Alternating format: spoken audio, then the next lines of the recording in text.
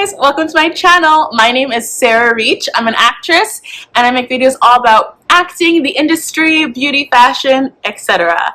Today's video is about how to get started in acting, how to be an actor. What's the first step? I'm going to give you guys some key points on how to just get your foot in the door and feel confident as a beginner actor. The first step is education. Acting is a skill and you have to learn how to act, and believe it or not, keep perfecting that. The big celebrities you see in movies and films and television, they are still in acting classes. They're being coached professionally one-on-one, but they're still learning and perfecting their craft because that's so important. And the dedication to education, wow, rhyming. Dedication to education is what's going to differentiate between the really good actors and the actors you think, I don't know if they're right for this. So how do you get into classes? You can start by finding really cost-effective and affordable ways, such as your school drama club. That's how I started. It was free. I did 3 years of it, all junior high. It was really fun. You can join community theater. Also free to join, and they really teach you. Theater is where you can really develop your acting skills and come out of your shell, because you can't be shy in theater. They make you come out and speak out. You can go to your local library. Sometimes the libraries and community centers have acting classes for kids, for adults, beginner friendly, very simple, and very affordable. That's the best way. You can also go to the library and borrow some books. You can also buy books online on, beginner acting and how to become an actor, how to really divulge yourself in the scene, how to set the character, things like that. They'll have them in books and you can read about that. Also, you can use online resources such as YouTube. Lots of great acting coaches here on YouTube that will do a whole script breakdown with you. They'll give you a monologue and tell you, okay, like try reading it this way. This is how you, find out who your character is. This is how you develop your character's backstory. And so much free, amazing information here on YouTube, as well as Instagram and TikTok. So check those out. Next thing is you need to identify your motives. Why do you want to be an actor? Do you want fame, fortune, praise? If you do, you might want to really think about this, because this industry is highs and lows. It is a rocky industry. And now a lot of big time celebrities have actually come out and talked about their experiences like as a child star, or even just like their experiences in the industry, and it's not always positive, and it's not always fun, it's not always glitz and glam and Hollywood. There's a lot of tough things that you have to go through, and there's lots of perseverance that needs to happen. And if you're willing to ride the waves and you think this is your passion and you want to rock with it, then absolutely go forward. But if you think this is a get rich, get famous quick scheme, it's going to be hard for you. I believe that Union said that less than 2% of actors make a living as an actor, just acting. So that whole, oh, I'm a waitress, but I'm also an actress thing, that is very real. Lots of actors have full-time, sometimes multiple full-time jobs to supplement their income while they're becoming an actor. If you live with your parents, then it's good because they can take care of the bills while you pursue the acting. But if you're on your own, you do need to consider, okay, how am I going to make a living while I'm pursuing my craft? Once you've done that, you need to set your stage. So you can choose if you want to focus on being a TV and film actor, or theater actor, or even both. There is a difference. Theater is very much big and Broadway, and I'm going to speak and look at you, and this is going to be a big divulge of my emotions. Whereas TV acting is very different, and it's actually really great classes here in Vancouver, and I know in LA too, and I'm pretty sure New York, on TV acting, like just TV film acting, which is very still. And if you watch a scene in a movie, you're going to notice this. Whenever they're doing something serious and it's a very close-up, they're not talking, all loony. They're saying very still, and they're looking at the character, and they're saying what they need to say, very clear, very slow, and very quiet. It's actually a funny thing. People on TikTok are like, pretending to like turn up the volume on their Netflix show, and they're like, why can't I hear anything? For some reason, that's a thing now. Like you bring your voice down when you're doing TV and film, and you stay very still and serious. So there's a difference, and you need to know how to do TV and film acting and theater acting. I actually did a play last year, and I've mostly done TV and film and commercials. And during my play rehearsals, my play director was like, Sarah, speak up, be bigger, take up room on the stage, move around. You know, when you're on theater, you're live, you are the show. So if you're a little bit on the shy side, I would say maybe TV and film might be better for you. But if you're a big, bold, beautiful bubble of a person, then theater is gonna welcome you with open arms. And yes, you can do both. It's a lot of fun, but just make sure you're training yourself in both areas. Next, you want to talk to your parents. If you are under the age of 18, you will need your parents or some kind of guardian with you on set, because they're not responsible for you and they just require it. And also, yeah, if you're a kid, like, your parent needs to be, you know, involved in your potential career, because they're going to be there for a lot of the stuff. When you're signing with your agent, when you're negotiating deals, when you're trying to get bookings, they're going to be a part of it. So you want to make sure that you're on the same page. And the best way to do it is just to tell them that you're passionate about acting, because you are. I hope you are. You're passionate about it, and that you're working towards being an actor, whether you've signed up for drama class, whether you've joined the community theater and you're going to try to go out for one of the roles. Talk to your parents openly and honestly, and try to see how they feel about it, because they really need to be on your team. If you're not a minor, still talk to your family about it, because it's great that they can, you know about this new passion and this endeavor in your life, and they can try to support you and be there for you. And you can even use them a little bit to practice, print a monologue from your favorite show. A monologue is a short speech where the character is just going on and they're just having a big chunk of dialogue.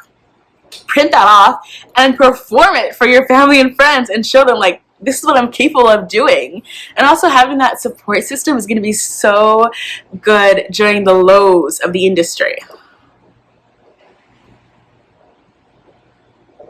And plus, your parents also need to be there with you through, like, taking you auditions, if you're traveling for bookings, and they need to also fund your acting portfolio, such as your headshots and resume, which brings me to the next thing, which is headshots. How do I look? Okay, so your headshot is an image of you that your agent or yourself uses to submit to casting directors to get auditions. So this picture is very important, and most actors will get them every 1 to 2, maybe 3 years. You want to keep it recent and fresh. It should look just like how you look now. Like, if I were to walk into the room right now and someone had my picture, my headshot right here, and I stood next to it, it should be like, yep, that's Sarah, that's her, same hair, even has the same shirt on, that's her. It needs to look very, very much like you. And I do have a video coming up about what is in a good headshot and the top tips to get an amazing headshot. And that's going to come up next, so look out for that video. Your resume also is a part of your package that your agent or you will send to casting. So they'll send your headshot and your resume together to casting and say, do you want this actor to audition for this role? And they can say yes or no. Your resume has basic information such as your prior experience, your education, your eye color, your hair color, your height. If you don't have prior experience, they will look for education. Where have you learned to act? Did you go to acting classes at your school, or did you go to an acting workshop on the weekends? Did you take an acting class on the weekends that you paid money for because it was a top acting coach in your city? If it is, that's going to catch their eye and say, okay, now this person here, Michaela, random name, Michaela's been, in acting classes and she has a great look. Let's get her to audition for this character. We might have something here. So that's where you would want to focus. Another thing is focusing on skills. You can put skills on your resume. If you know how to do cheerleading, soccer, if you have a pig wrestling career, whatever. Put it on there because you never know if they might need it. And some castings are so particular. They'll say, we need a brunette, 5'7" that can rollerblade. If you can rollerblade and you're a brunette and 5'7" and you don't put rollerblading on your resume, your agent might not submit you for that. So you need to put it on there. But only put on things that you really can do and you're really good at. I'm actually going to make a video about what to put on your resume, and that's going to come out next. So keep an eye out for that. So now that you have your education, you're taking your acting classes, you've talked to your parents about it and your family, and they're going to support you. You've did some internal work and you've researched, okay, why do I become an actor? Because I'm passionate about art, because I'm passionate about storytelling, because I want this as a career, and I'm ready for the peaks and valleys in this industry. You've got your perfect headshot and your resume and you're ready to go. Now you need to get started. Best way to do it is to start in theater. So start sending your headshot and resume to theaters around your area and see if you can get a lead role or an ensemble role in the play, like in the production. If you're speaking, that's really, really good because that's a great thing to put on your resume. And also theater is just a really great experience and it's so much fun. And just to have that show run is really going to fuel you up with like energy to do more. Also, you can also submit for commercials and other like smaller like independent films and independent films and like small productions. You can join different acting submission websites. So here in Canada, the two big ones are Actors Access and Casting Workbook. They're actually big in the US too. I don't know why I said Canada. They're big in New York, Atlanta, LA, Vancouver, Toronto, and there's also other ones too. I have a list here. There's Backstage, which is really good. There's Casting Frontier and NY Casting and just so much more. So look for castings that are close to where you are located. If you're located outside of Canada and US, I'm not really sure, but send me a message on my Instagram and I can do some research for you and see what we can find for you. So yeah, and when you're submitting to castings on your own, always send your resume and your resume and your headshot. Don't send any letters, don't send any messages, don't call them. Just send your headshot and your resume. That's it. If they want you, they'll call you. You know that saying, don't call me, I'll call you. That's this industry. So now that you are in the theater, you're doing independent films and small productions in your city, in your area, you want to start thinking about getting an agent. So an agent's going to take your career to the next level because they have access to castings that you can't see. When Disney's making a new show, you're not going to see that show in your when you go to your casting websites and things like that. You won't see it there. They're only going to send it to the agents. When a big film is filming in your area, you're not going to see it. The agents are going to see it. So this is a huge, huge, huge step. So getting an agent, you want to research. Everything's about research, right? Research the agencies in your area. If you are in Atlanta, do not look for an agent in Los Angeles. Because the thing is, they may accept you, but you're not going to be a top priority to them. They're going to think, okay, well, Michaela's in Atlanta, so I don't really need to think about her. Let me focus on the girls I have in LA. You want to get someone who's in your town, who likes you, so you're a top priority when they're looking for submissions and they're submitting people, because they're going to submit you the most because you're local, you have that relationship, and why not? They're gonna focus on you because you're there. Another thing is, you want to get an agent that you connect with. So most agents, when you submit to them, usually when you do your research, websites will pop up of different agencies, and there's a submission process. Whether it's send an email, send an email with your headshot, your resume, or even headshot, resume, and a video introduction like this, like, hi, I'm Sarah, something like that. Follow those instructions to the T. Follow them so strictly because that's the best way. When you get a response from several agencies, do not just meet with one agent and say, okay, I got one, and say, okay, I'll sign with you. So what happened is they'll set up interviews, and that interview is actually a two-way interview. You're interviewing them, and they're interviewing you, because you guys need to be able to work together and follow your gut. If you feel like your agent is like, you know, just not clicking with you, say, okay, thank you for the interview, but I'm going to move forward in a different direction. And then interview several. I had 3 different offers when I first came to Vancouver, and I chose the one that was the best for me at the time, because it was a smaller agency, so there was less people for them to focus on. They could focus on me. And then also, I liked my agents. They were super nice. Whenever I was on set, they would say, hey sir, how's it going? How do you feel? Are you having fun? They would ask me to send pictures with my costume, and it was so easy to get a hold of them.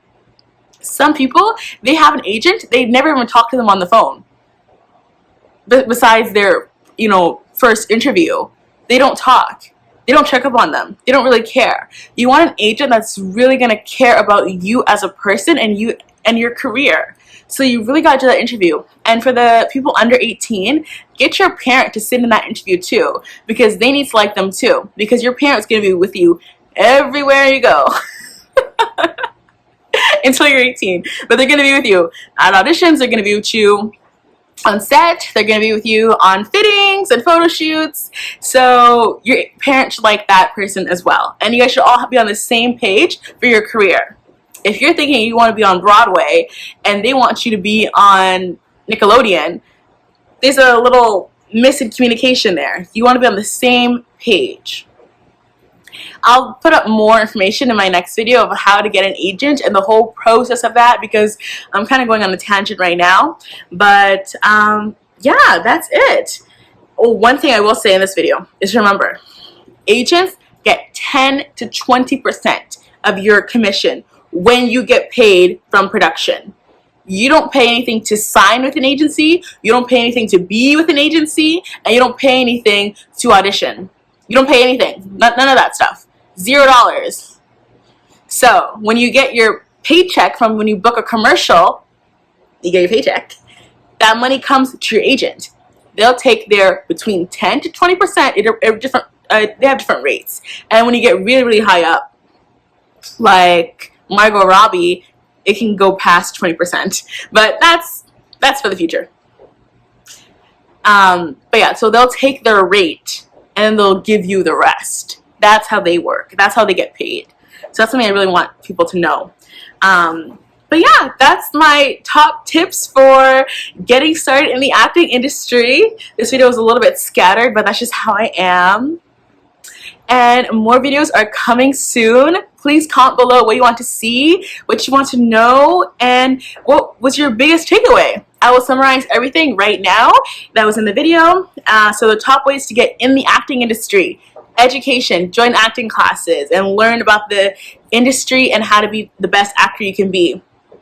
Identify your motives. You should be passionate about the industry because it comes in peaks and valleys, and it's really, really hard, and it's not an easy road to success. Set your stage. You want to be TV and film, or theater, or both. Talk to your parents and your family. Get them on board. Get your support system ready. Get your headshot and your resume, and then get started. Start submitting yourself through different acting websites for castings, and start doing short films, theater productions, and commercials. Apply to agencies and get an agent, and you're in. Like, comment, subscribe, and I hope to see you all soon in my next video. Bye!